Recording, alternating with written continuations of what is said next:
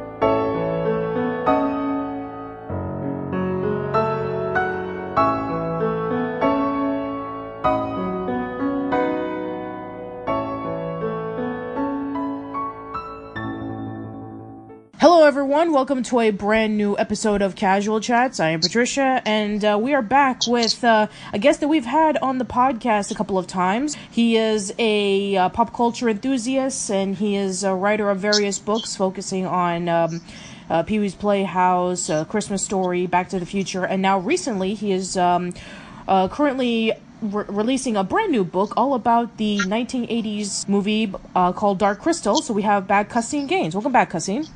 Hi, thank you so much for having me back. So I'd like to know, in your earliest memory, when did you first see Dark Crystal? Well, to be honest with you, the first time I saw the film all the way through was actually as an adult. But I saw the Dark Crystal for the first time in pieces actually as a kid, and I was just sort of amazed that this film came from the imagination of Jim Henson. You know, obviously my main interactions with Jim Henson were through the Muppets and through Sesame Street and even Labyrinth. And when I saw bits of the Dark Crystal as a kid, I just thought, number one, I thought it was a little bit scary. Number two, I just thought it was amazing that the same person who created like Fozzie Bear created this great vast universe with these characters that were unlike anything I'd previously seen. Yeah, I can imagine, because I saw Dark Crystal as an adult as well. I never saw it as a kid. To be quite honest, I never really hear a lot of people. I never heard a lot of people talking about it when I was a kid. They always talking about like things like Sesame Street or the Muppet Babies, and then there was like the Muppet Show, and even even Muppets Tonight, and even a handful of the Muppet movies. But yeah, Dark Crystal was something that I didn't really know about until I think I may have been like 23 or 24, and I saw it at my uncle's house, and my uncle was like, he was like 5 minutes in, and he was no longer interested until we popped in the baseball game. And then when I got back home, back to Florida, I decided that I wanted to take a look into it myself, and I just thought it was like really interesting. I never see anything like it, especially with like the works from the Muppets. But because usually when you think of the Muppets, you think of them as like lighthearted and cute and for children. But something like Dark Crystal was something. It was something completely different that really took me. It just took me by surprise. What made you decide to write a book about the Dark Crystal? Well, to be honest with you, I was actually asked to write it, and when I was asked, I absolutely jumped to the opportunity. I knew that The Dark Crystal was a film that was incredibly personal to Jim Henson, and that was something that really intrigued me. Again, it not being one of his films that I heard a lot as a child as well. You know, like you, I heard a lot more people talking about Labyrinth, for example, than talking about The Dark Crystal. And so knowing that Jim Henson worked for a very long time to make this film, knowing that this film was expensive, knowing that this film had some trials and tribulations to sort of get it to the screen, knowing that he did it at a point in his career when he really could have done anything that he wanted. I mean, truly, he had the first sort of idea for this film before he even did the Muppet Show. So he had sort of the germ of the idea, and then he did the Muppet Show, and then he did the Muppet Movie, and then he did the Great Muppet Caper. So all of those projects came to term while he was still sort of keeping The Dark Crystal in the background. And that just sort of fascinated me. And the more I learned about the story, the more I researched, the more I interviewed people, the more I just fell in love with this film and fell in love with the team that worked on it. I mean, I'd love to know, in your personal opinion, that, you know, for The Dark Crystal, it was a movie that was pretty much, you know, it pretty much didn't do very well in the box office, and not a lot of people really talked about it. Not a lot of people even knew what to think about it. But since then, it has gained a bit of a cult following with the lore of the creatures and you know, all that stuff, like the battles that they would be going up against, and the characters, and even the world that they live at. So, I'd love to know from you, like, what made the cult following of you know, of Dark Crystal really gravitated towards people? Because, I mean, we've talked about, like, you know, cult hits with, like, you know, A Christmas Story, about how that became, like, a cult hit until it blew up with the airings on TBS, and even the likes of, you know, Big Adventure, and until eventually we had the TV show with with the Playhouse. And, yeah, I'd love to know from you, Caseen, about that. Well, I think it's a couple of things. I think the first is that, you know, cable television and home video was an amazing benefit for The Dark Crystal. You know, so many people saw it for the first time on television, whether it was on, you know, with VHS tape or just on cable. The other thing is, you know, I think over time people have really come to appreciate that The Dark Crystal is a truly unique film. It's a one-of-a-kind film. And I know that that's sort of like a cliche thing to say, but it's the only film that exists that is a live-action film that's entirely told with puppets. There's no other film that's like that. And I think, you know, as more and more films are being made with CGI and with computer effects and things like that, I think that there's been a growing nostalgia for films that had sort of a fantasy element but had actual props and puppet characters. I mean, I think you see that a little bit in the way the Star Wars franchise has operated, where the prequels were really criticized for being overly digital and overly computer animated. And now at least in The Force Awakens, there's been a little bit more of practical effects and puppetry and things like that. And I think that audiences sort of tell. So I think it benefited again from, while it did turn a very small profit when it was initially released in 1982. But I think the main things were people discovering it and being like, wow, this film's really cool, or wow, this film's really weird, you have to check it out. Wow, you know, this film has such a great expansive world. And also sort of nostalgia for practical filmmaking and just overall love for Jim Henson.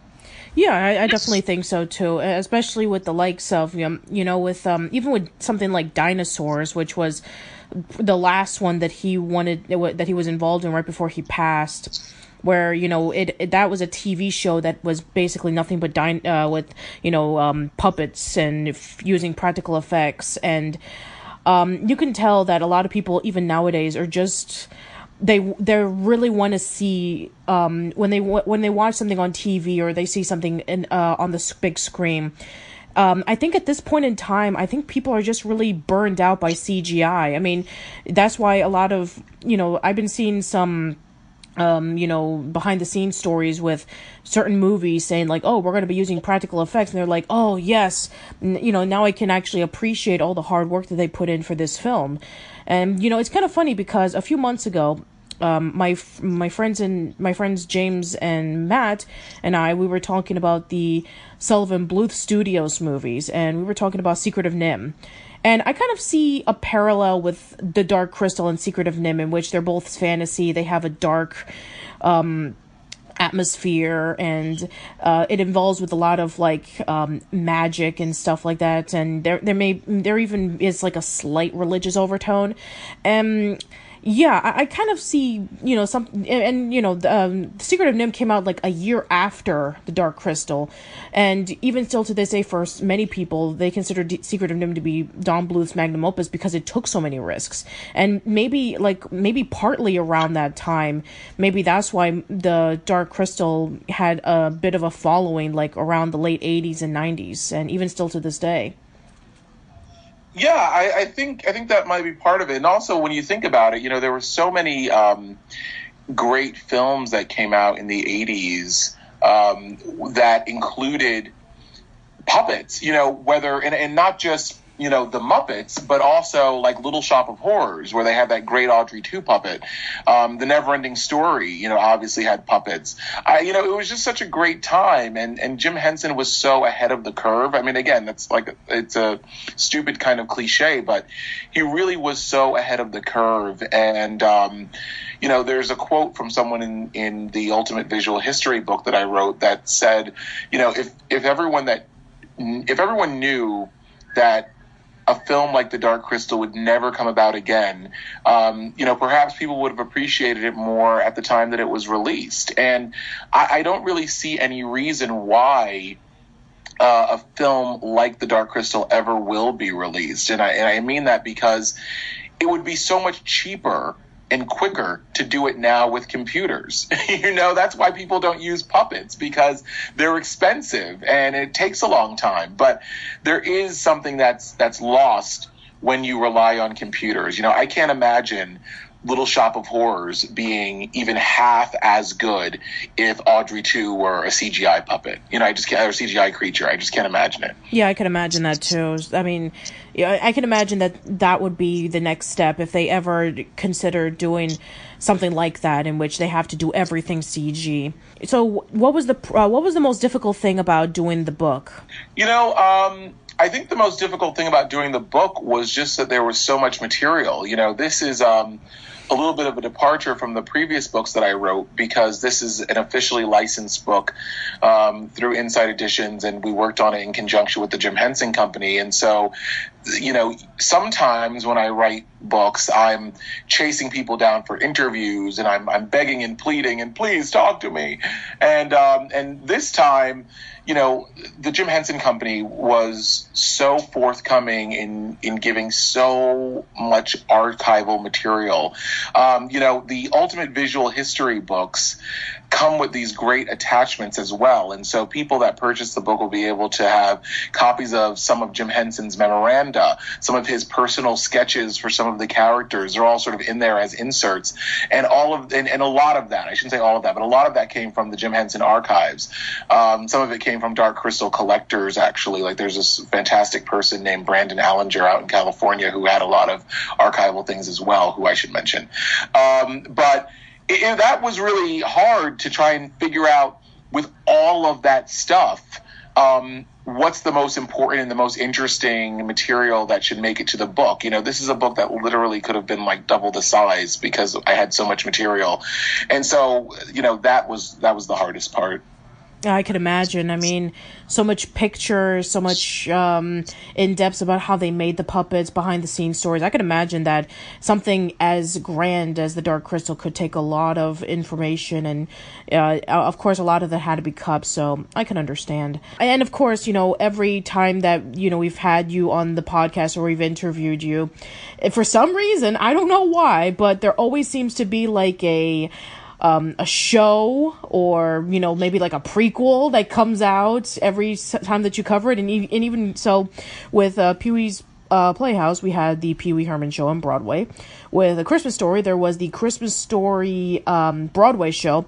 For Back to the Future, I think there was also a show as well, but there was also a lot of like celebration with the anniversary, with the conventions, and even the announcement of the limited edition, self-laceless shoes that was going to be where the donations were going to go over to Michael J. Fox's foundation. So now for Dark Crystal, there's going to be a Netflix series coming out sometime this fall, and it's a prequel. So yeah, it's kind of funny that after all this time, it's been over 35 years, and now they're thinking about doing a prequel on Netflix. So I know probably you don't know much about it as much as we do, because it's still new and it's not even out yet. But yeah, what are your thoughts on that?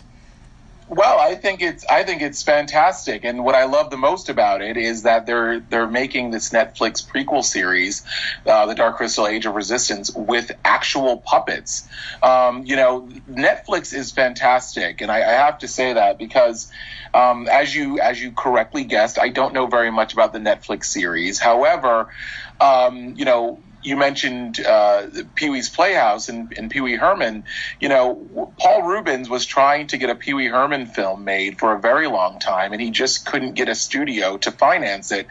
And, they were trying to get a Dark Crystal sequel movie made for a long time as well, and the Henson Company had various troubles with that.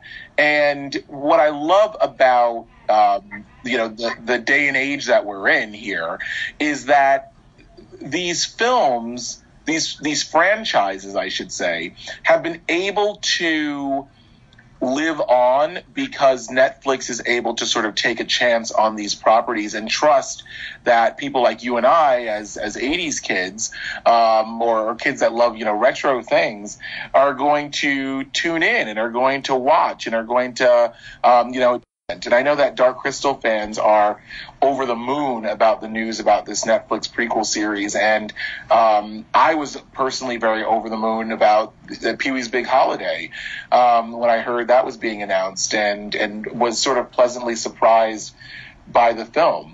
Yeah, and if you want to know more information about our thoughts on Pee-wee's Big Holiday, you can check it out on the description box below, and we'll leave an annotation right at the end for you to listen if you haven't had a chance to check it out.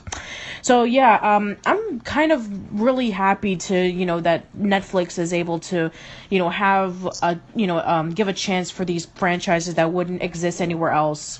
I think I even mentioned like last year when I was doing the history of Harold the Jungle movie, where I was discussing about like even Young Justice is getting its third season, and for the longest time Cartoon Network wouldn't allow it to happen because they didn't do well on toy sales, but now we are getting a season 3, and there's a lot of awesome exclusive stuff on Netflix, as well as like a whole bunch of sites like Amazon Prime. And just a few days ago I reviewed A Kid Called Mayonnaise, which is Will McRob's new show that he's making a spiritual successor to Pete and Pete.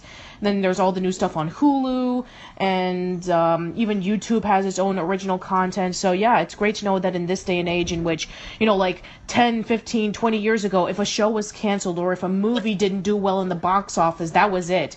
It was just pretty much sitting there, and it had no chance to breathe in or, expand into franchises. But nowadays, thanks to the internet, thanks to people being nostalgic over it, and thanks to people being dedicated fans and, doing online Facebook fan pages and, buying the official merchandise. So we can be able to have something like this happen, which is fantastic. Yeah, no, and it's great. And it's wonderful for us as fans, like you said, because we sort of get a chance to have more of a say, right? Like you said, the show being not being picked up because toy sales were low. That's sort of more of a business decision. Whereas here, it's more fan driven. Even if there are, if you think about it, even if there are 50,000 fans of something, 50,000 fans is not enough people to for a studio to support a film. No one's going to give $25 million to make a film if there are only 50 million or 50,000 fans of something. But 50,000 streams on Netflix or 50,000 streams on Amazon Prime where they can have advertiser content and things like that. I mean, now you're talking, good numbers. And so it's really great the way that these sort of streaming services have been able to take risks. And I think that we've gotten some really cool shows like, Stranger Things is a show that I just love. And there's a nice Dark Crystal poster in Stranger Things in one of the kids' bedrooms. But I just love it. And I wonder if that's a show that would have survived if they were just trying to sell it to network television. Would it have even, come to term? I don't know. I mean, I remember many times over the years in which they try to do a revival or a sequel of something, and some people, I mean, sometimes it could work out. Most of the times it doesn't. It would be like, oh, what's the point of bringing this back? It's nothing like the original, or maybe it's too much like the original. So, yeah, I mean, I don't know. Maybe for network television, especially since, Dark Crystal is not as well known compared to Jim Henson's other works. I don't know. I mean, especially with everything that's been going on with, what's been going on with the Muppets and Disney lately, recent news with, Steve Whitmire with, the voice of Kermit being fired, and I don't know. And also that new Muppet show that came out on, ABC not doing so well. So, yeah, I think, around that time, around the late the early to mid 2000s, the Muppets were still trying to be relevant to people. So I don't know if a Dark Crystal TV show would have been, a huge hit amongst television, or maybe it would have been, considering that fantasy movies like Lord of the Rings and Harry Potter and Chronicles of Narnia were popular. So maybe Dark Crystal could have had a chance to have a TV series. So, yeah, one can only speculate. Well, I think that's an important sort of distinction. I think that there are lots of people that look at the Dark Crystal and love the Dark Crystal because it is a fantasy film. Like you mentioned, Lord of the Rings obviously being very big, and The Hobbit being big, and this sort of and obviously the expansion of the Star Wars universe. The sort of funny thing is that the Dark Crystal came out during the time period of the original Star Wars trilogy, and now the Dark Crystal prequel series will be coming out in the middle of the current Star Wars prequel, sequel series. And so it's sort of interesting that these things sort of come around in waves, and that I think it says something to what audiences are sort of looking for, what kinds of stories they're interested in telling. The Dark Crystal is great because it's this beautiful tale of interconnectedness, and frankly, I think it's sort of a message that we could use a little bit more of. We live in such divisive times. This idea that we are all connected, and that everything exists because everything else in this world exists, and you can't have one thing without the other, and there is no good and there is no evil. Everyone has a little bit of good and evil inside of them, and so you just have to balance it. I think those are really important themes, and I think that they're themes that are really sort of timely. Maybe they're always timely, but it just seems like they're really important themes for right now too. Yeah, I do agree, absolutely. All right, I guess one final word right before we go, discussing about the Dark Crystal. Why don't you give us a little, taste about, what we can expect for this book, without giving anything away, of course. Sure. So The Dark Crystal, The Ultimate Visual History is out September 19th. It is a beautiful hardcover book. If you haven't seen Inside Edition's Ultimate Visual History books, they are absolutely gorgeous. You have to check it out. You won't be disappointed. I think there are over 300 full-color photos in the book. Many of them are rare and never before seen. You'll see sketches and handwritten notes from Jim Henson.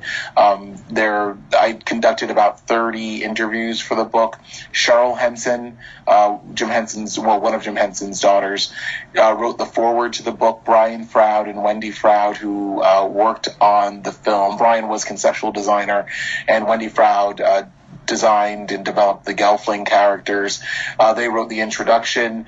It's a great book. If you're a fan of Jim Henson and you're a fan of The Dark Crystal, you really owe it to yourself to check it out. There have been a couple of books that have come out about The Dark Crystal, but nothing absolutely nothing that has told a complete story. And everyone over at the Jim Henson Company loves it, and I'm glad they do, and I think you will too. Yeah, so I just want to say congratulations, Caseen, because we've known each other for, I think, over 5 years at this point, and, it started off with, you just doing an unauthorized book based off of a subject that has never been covered, and now, look at you, now you have the Jim Henson Company giving you a call and saying, hey, write this book about this movie for us, so, yeah, I couldn't be more proud, man. Thank you so much. It's always great to talk to you, and I love what you do on your show in terms of looking at pop culture. You and I are like kindred spirits, keeping pop culture alive. So I'm glad to have you. Thank you.